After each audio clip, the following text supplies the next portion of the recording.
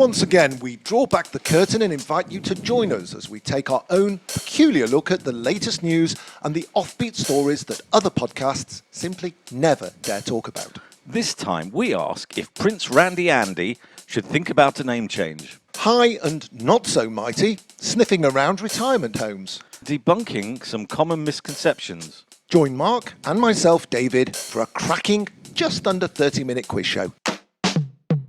Hello. Hello. Fancy meeting you here. It's been at least 2 weeks. Probably exactly 2 weeks. What do you think of the biscuits? Well, they're really good. They're like cat's tongues or whatever they're called. And are we allowed to mention what they are? What are they called? I can't remember. Lang du chat or something. That's a whiskey. Is it? These are mint fingers. Isn't that shrimps or is that langoustines? No, that's linguine.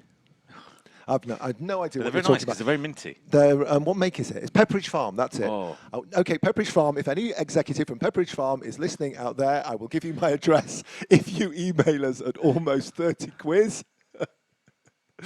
Oh, dearie me. Or anybody with a spare box of biscuits. Yes. Just we'll send you an address. Absolutely. Any beers, anything like that, please send them along. We will gladly sponsor them for all our thousands of listeners. But it's my favourite flavour because I used to like mint chocolate chip ice cream. I still do. I've got some mint chocolate chip ice cream in the freezer. Okay, the podcast will be back in a few minutes. Afterwards we'll have. I've even got those cone things. Yeah. Like nice Italian cone. Anyway. Now, hopefully this won't feel hurried, but we've got exactly 26 minutes before the football kicks off. So okay, we're so going we to have to better do this start as quick as possible. Okay, so question number one this week. Do we need to explain to everybody, or I think everyone knows what we do by now? Give it a quick go. Okay, just for our new listeners, because we get more and more new listeners every week. The idea is we pose 5 questions. In between each of these questions, as we pose them now, we invite you to hit the pause button, try to answer them yourselves, and then join us for the next 20-odd minutes as we try to answer these questions. You're looking very... I've just seen the questions. The last one's like a full recipe. Don't spoil it. Anyway, let's go through the questions. Go on. Question number 1. How many men did the grand old Duke of York have? Question 2 is from our listener, Karl Lowy. Take it away, Karl. So here's the question. How high do you have to be before you get to heaven? Good question. Thanks, Karl. Question number 3. How often do goldfish think about sex? I'm glad it's only goldfish and not the rest of us. And question number 4. What is the chemical symbol for uranium? And does it affect goldfish thinking about sex? And question number 5. What would you do with 110 grams of softened butter? Sorry for those in America who are in imperial weights. 110 grams of golden caster sugar, 2 large eggs, half a teaspoon of vanilla extract, and 110 grams of self-raising flour. We'll have the answers to all of those after this.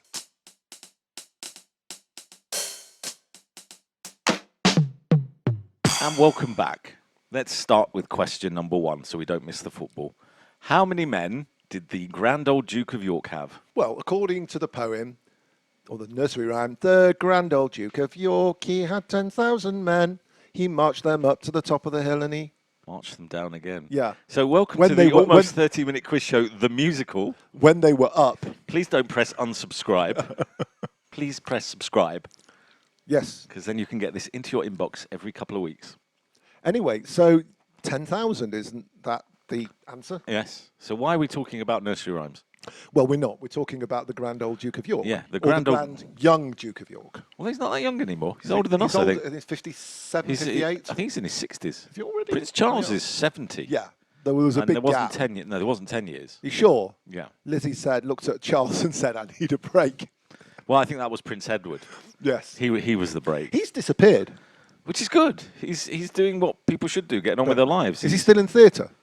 No, I think he's like patron of a number of charities, and that's getting on with one's life. Yeah, indeed. He's not, but yes. The story's not so much about how many men the grand old Duke of York had, but news stories this week related to alleged paedophile in America, Jeffrey Epstein. Well, you don't need to say alleged about him anymore because he's dead. But he never stood trial. No, but alleged isn't about that. It's alleged is about protecting us. So as soon as he's dead, no dead person can sue you. Can an estate sue you? No, apparently not. Can we check this before we carry on? You don't. No, that I know. But nothing's been proven. Nothing went through a court of law. There is a lot of stuff floating around that Jeffrey Epstein, Floating is not the best who word. mysteriously killed himself in jail under suicide watch. Second time. Second time around, Yeah. while no one was looking. Yeah. He was friend with the Grand Old Duke of York, who had a couple of young girls. When we say- allegedly. we've So actually- the story goes, and he is still alive. So allegedly. We've not used his name yet. It's Prince Andrew. Yes. Yes. Andrew Windsor. So Prince Andrew, with all of these stories floating around, decided that the best thing to do in the last week would be to go on television on the BBC Of all places. and be interviewed in a reveal-all interview that sets out his innocence. With the most intrusive TV show that there is. It's a very, very tough person who goes on and appears on Newsnight to be interviewed. Yeah, and Emily Matlis, who was the news presenter, did an extraordinary job of getting him to Reveal all. be very open. And some very interesting things came out in that interview. The first one, which I thought was quite amusing, was Prince Andrew said that he suffered from this medical condition, which proved that he was innocent because there's a picture of him with his alleged victim, and he looks rather sweaty in that picture. And he said, well, it's clearly not me, because after the Falklands War, where he was a war hero and a helicopter pilot, he suffered from some sort of post-traumatic stress that stopped him sweating. Cue about 200 pictures in the media over the following weeks of him sweating at various events in the 30 years after that. But he said that because I don't sweat, that's clearly not me. Because the person in the photograph was sweating. Yeah. I thought it was something to do with sweating during certain types of exercise. Yes. Yes. Standing and posing pictures. Okay. The other thing was he very clearly remembered that on that date that the picture was taken in 2001, he said, I was at Pizza Express, which is a chain of restaurants in the UK, which is... Restaurants is pushing it. No, they're not Pizza Hut. Pizza Okay. Express is like the more upmarket. Okay. You know, dough balls, various sort of thin, proper Italian pizzas. It's not. Yeah. It's not. Proper Italian pizzas in Woking. Yes. He was in Woking, and he said... Now, wait a minute. Where is Woking? Woking, I think, is in Surrey. Right. Is that Wokingham? Woking. I don't know. So he said, I was, on the 27th of July, 2001, I was at Pizza Express in Woking. And he said this last week. Last week, which is a bit odd. Before they had... In which year? I think it was 2001. So maybe he had a filofax. Possibly. Okay. Well, you know, he would have somebody keeping his records. He That's would have true. staff. That's true. But he remembers he took his family.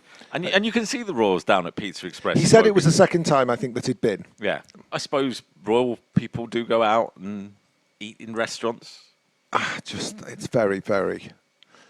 But Okay, look, we've got 30 seconds left. What's your summation of all of this? Now, he has said he is withdrawing from public yeah, life. well, he says he's been withdrawn, and the Queen has had him in this week and said, you are withdrawing from public Right. life. You're And- fired. He's actually been fired. And as a his Brit- PR people Yeah. resigned 2 weeks before he gave the interview because they were saying, don't do this, don't do this, don't do this. But the one that remained, who said you should do it, has since been relieved of her duties. Right. But it's been like quite a tough year for the Queen because we've not just had that. We've had Prince Harry and Meghan telling the world about how to save the environment while flying around. Right. We've had Prince Philip driving cars and turning them over and hitting people. He's also returned. He's now retired from public life. And Meghan Markle, as we know, has been the centre of lots of... So it's been a very tough year for the royal family, but this has sort of topped it off. I'm off for a pizza. See you later. And welcome back, as they say on these types of programmes. Next, we're going to do something that we want to become a regular feature on the Almost 30-Minute Quiz Show. You do. I've not heard the question yet. Okay, but it's the idea. One of our original listeners and subscribers is called Karl Lowy, and he sent in question number 2, and here it is. So here's the question. How high do you have to be before you get to heaven? So, Mark, that's the question. In a minute, we'll hear from Karl his answer, but what do you think? How high do you have to be before you get... Fascinating. Are we doing philosophy now? How high do you have to be? Well, you need a bloody big ladder, Right. and it's not going to get you there. Where is heaven up above? One would assume so. I mean, That's only 'cause of the If pictures. you believe in all of this, I mean... Why does it have to be up? It's in a different dimension. I mean, it's not a case of I space suppose and 'cause time. if you look up, the clouds are lovely. You have nice blue clouds. You see and happy pictures of- sky, the picture- sun, all the water, and then down below you've got like water and So it's got to be hell. mud and So you see, hell. You see when you look at clouds, you like see God's hand stretching out to you, Mark, saying, "Come, no, come." only if I'm very high and not in the Okay. altitude So sense. get back to the question. Right. Go on, How have another high go. do you have to be before you get to heaven? Is it 3 roll-ups? We're getting a lot closer. Is it drug related? It could very possibly be. Let's hear from what. I remember seeing this story now. But let's let Karl have No, I've suddenly twigged what it was. Okay, Karl, give us the answer. This is a story from the Times that says that more and more elderly people are being admitted to hospital with injuries and problems related to drug abuse, particularly cocaine. So there you go. Thanks very much indeed, Karl, for all of that. Ladies and gentlemen, if you would like to do so, please just follow all of the links that you can to us and send us an audio, or we'll tell you a way to send us an audio file, and that way we can play your voice on the next edition of the almost 30-minute quiz show. And it saves me 5 minutes writing a question, so please. But we're begging you. Where did Karl get this from? Apparently there's a new NHS report that revealed a shocking rise in the number of older people. What's the NHS? Sorry. Good point. National Health Service in the United Kingdom. It's that poor health service that the British people have to suffer. Which is a massive topic for another time of the election. A new National Health Service report has revealed a shocking rise in the number of older people using cocaine, including users aged over 90 years old. Apparently last year 10 people, so it's not such a massive story, 10 people aged between 90 and 99 were admitted to hospitals in the United Kingdom for, quote, mental health issues after taking the Class A drug. So there you go. Apparently it's up from the previous year where there were only 2 cases. What do you want to say about this? I suppose when you think about it, as generations grow up, the people that are 90 years old now didn't really grow up in a generation where people were sniffing Colombian marching powder. Whereas, is that what it's called? I have one name, Charlie. You're better informed than I am. Exactly. But, yes. As a non-regular user of cocaine, right? As a never user of cocaine, in fact. But, people of our generation are very much more familiar with it, and we're not 21 anymore, so think about it in 20, 30 years time, how many people in old people's homes are going to be regularly having a toke or trying to put some white lines on a vanity mirror, which is a problem because they tend to sit vertical and it all falls down. But it's just very bizarre to me that today 90-year-olds are doing it. Can you offer a reason? Something that's logical. Think about it. I mean, how old's Elton John now? He's in his 70s. No, but you're stretching for that. There must be societal. It must be societal reasons that people of that age are involved in this. Well, I mean, why do people take drugs? I've no idea. Supposedly, it's a relief from the pressures and pains of life, and it's not no one's ambition, I think, when they're in their 20s or 30s to go and live in a retirement village or an old people's home or whatever. And for some people, I suppose this provides them with an escape. Do you think in, 30 years' time or 40 years' time, when our children are getting to age of retirement, that they will be getting, prescribed cocaine medications? I don't think they're getting prescribed, but, to live in these retirement villages, you've probably got a bit of cash anyway, especially after you've had to sell your home to move into one. So, there'll be a dealer in the dining room on his Zimmer with a little tray in front of him. And on that note, I guess it's time for another break.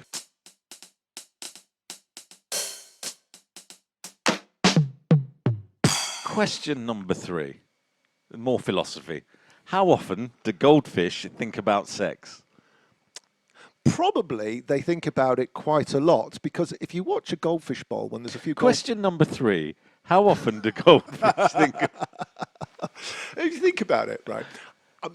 I had goldfish. I had potato and yo-yo when I was a little boy. I've no idea. Sounds like a meal. I had goldfish with a potato and a yo-yo. I have no idea if they were male, female, or whatever. But I never saw them doing anything like. How many did you have? 2. 2. And were there more Always goldfish 2. afterwards? Always 2. No. So maybe the point is. So they were the same gender probably, or not attracted. I never saw them doing it. So maybe they were thinking about it the whole time. I don't think I've ever seen a goldfish do it. Maybe they don't. Maybe they're one of these things that are male and female and give birth themselves. Well, they fertilize eggs or something. I don't know. Why on earth are you asking me this question? So, the reason I'm asking this question, how often do goldfish think about sex, was a pun on memory, and people say goldfish have a memory of about 3 seconds and then forget everything. So I repeated the question twice just to explain that to was very funny. our slower viewers. Yeah, they're listeners. There I am mocking them and forgetting that I'm not. Our slower presenters. Okay, so this is part. So this is our listicle, and we're going to do a special listicle of common misconceptions, things that people say all the time, but are in fact not in any way true. So, misconception number 1: fortune cookies are a Chinese tradition. Okay, they are, because you go No, but they're not. You go into the Chinese cafe. Restaurant, bar, and you eat you have your whatever it is. What do you like in Chinese? Salt and pepper tofu. Oh, you do veggie? Yes. I was going to go for like curried shrimps or something, but that's probably not very Chinese. You can get Chinese curry, but it's not curry. Yeah, and then you get your canned light cheese. Canned pineapples and banana-y things. Yeah, Chinese desserts are naff. Terrible, naff. And then you get a fortune cookie. A fortune cookie with the bill. Right, okay. But apparently it's a Japanese-American tradition. Oh. And the Chinese have adopted it. There you go. That's common misconception number 1. Number 2, penguins mate for life and are monogamous. I was going to say they probably do mate for life. Mm-hmm. Monogamous is interesting. So generally they are, actually, but breeds like the emperor penguin are only semi-monogamous, which means... Semi-monogamous. Monogamous. Monogamous. Yes. There's a lot of singing this week. I do apologise. This is Radio 1. Yes. So emperor penguins tend to pick a mate for the season, and the season lasts about 7-8 months, and then they hibernate, and then they come out the next season, and they'll probably pick someone different. Someone? Well, usually, someone. Hello, dear. How are you? Would you like to go for a Chinese? In York. I went out with this goldfish, but she just forgot about me.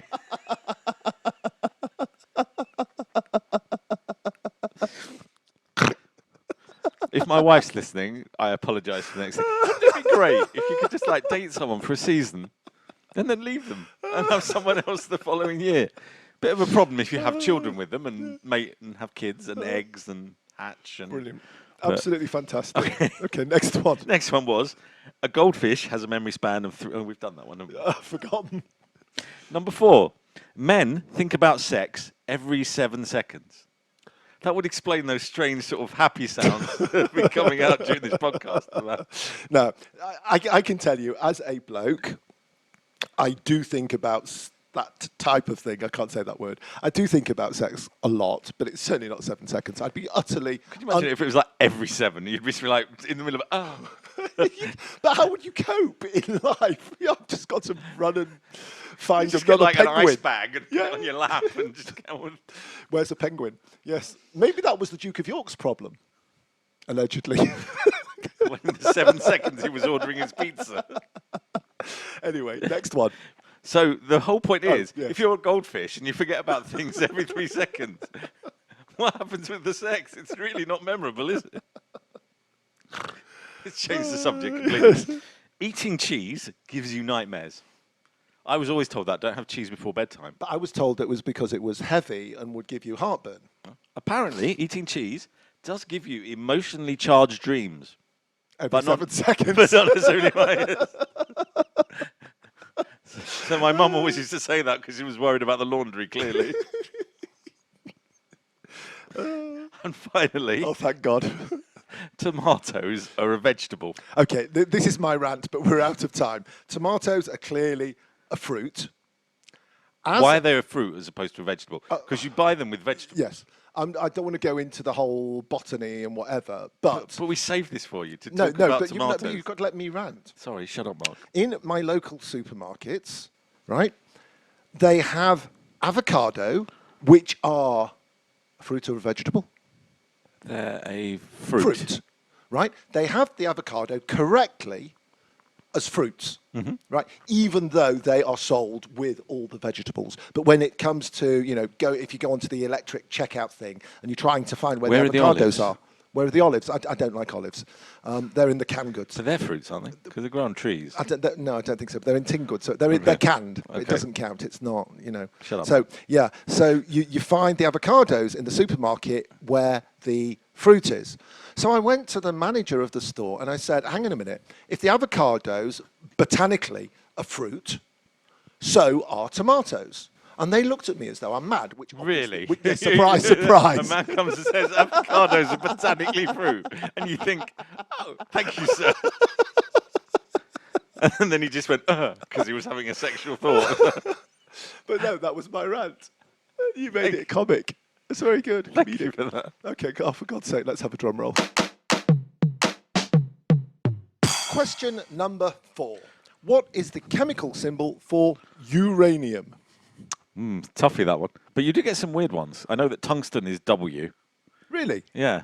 You remember that? This was Lead is PB. This has to be the most... I'm sorry, it was 7 seconds. This has to be the most useless thing that you learn in school.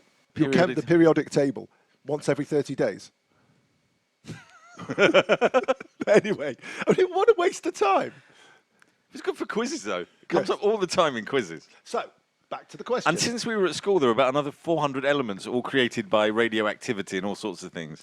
So, what is the chemical formula, the thingy, blah, blah, blah? I'm going to take a stab in the dark here, although if there was uranium, it wouldn't be as dark. Yes. Is it U? It is U, correct. Why are we talking about uranium? Because it's on our review list today. We are doing reviews, and one of the things that we are looking at is uranium. Okay. Do you want to start, or am I starting? You can start. I'll start. Okay, so we'll get to uranium in a minute. But first of all, the... Sounds very close to Uranus. There's a lot of jokes in there. Thank you very much indeed. The first thing that we are looking at is a waterproof cover for a Kindle. It gets 5 stars, and here's the review from one Ben Harrison. Got this for the mother-in-law for bath time. Hoping it'd be crap, her Kindle would slip out and electrocute her. So far, this bloody thing is staying in one piece. Great for waterproof kindling, crap for murder. Number 2, uranium ore. This is actually on Amazon. Uranium ore, reviewed by Patrick McGovern. I purchased this product 4.47 billion years ago, and when I opened it today, it was half empty. Excellent. That's very clever. That's an intellectual joke. Very good. Okay, this one is English Grammar for Dummies from Nikolai Krestinsky, who also gave it 5 stars. And this is what he wrote. And please forgive me for what I am about to do. When I first come to America, that was absolutely terrible. My English did cause me problems. In Soviet Russia, I was strong teacher. My English, I know, is the best in all of Petropavlovsk. My brother Mikhail, he say to me, Nikolai, you go to America, they make you rich like Tsar. Take many women as lover, kill many bear. My brother, he is very wise. This is terrible, terrible accent. His greatest toy maker. You carry on with this racial stereotype. It's great. His great, no, because it's written for that the accent. I've lost the place now. Then Start again, because you're a goldfish. so next day, I wake up, sell my house, say goodbye to wife and children, and go to America to become millionaire. Then in America, I go to job interview, and they say to me, Nikolai, you are not for job here. And they say to me, Nikolai, you are not for job here. I just read the same line twice. You're not the skills we need. Your English is poor like child. I take that man, I smash his table. I say, someday I will be greatest man in all our country. Your children wish me their father. That day my anger is best of me. It is then I know I must learn English better. So I buy book English Grammar for Dummies by Mr. Woods. Now I am perfect. Stop laughing. Now I am perfect English grammar. I write letter to Mikhail. He write back, Nikolai, your English is like a god. You will be millionaire soon. All of Petropavlovsk is proud of you. Good luck, brother. Please send letter when you are president and maybe even Tsar. Ha ha ha. Also, your wife is killed by bear. So I say... Sorry, that shouldn't happen. So I say, thanks, Mr. Woods, for his book. When I am Tsar, your family will be spared. Ha ha ha ha ha. And that was a review for English. I don't think I can top that. But the last review was on TripAdvisor. It's for Pizza Express in Woking. Excellent. I love this place. I had a cracking pizza here in 2001. I remember it was 2001 because it was very strange that the guy next to me had an American hot pizza with extra chilies and not a drop of sweat came off him. Very odd. Drum roll, please. Question number 5. What would you like to do with 110 grams of softened butter, 110 grams of golden caster sugar? Why has it got to be golden?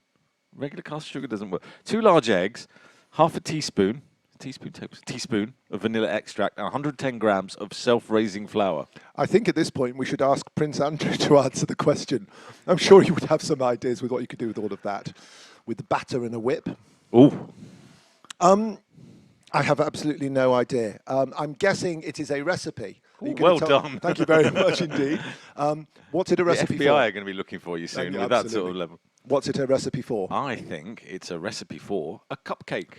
Okay, but it's just going to be a plain cupcake. That's not with any flavours or anything. It was very plain. Mm-hmm. It's the basic cupcake. But then, of course, you need... add frosting. Frosting. Okay, which brings us to... the article, which I don't have in front of me. I'll play for time.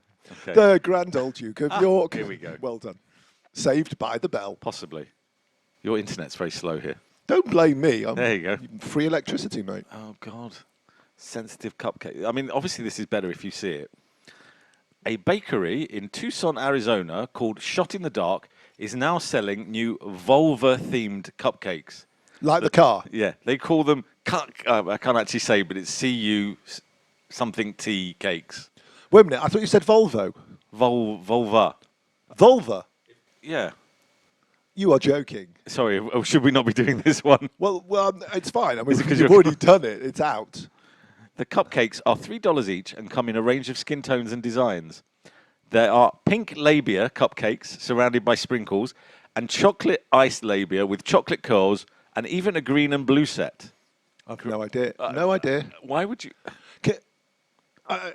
And because the cafe is all about gender equality, they sell dick cakes too. Okay, this is enough. Okay. It's ridiculous. At least they are being manufactured in a town that can't even pronounce its own name. Tuscon. Yeah. I mean, it's ridiculous. What a stupid story. Why on earth is that to do with gender equality?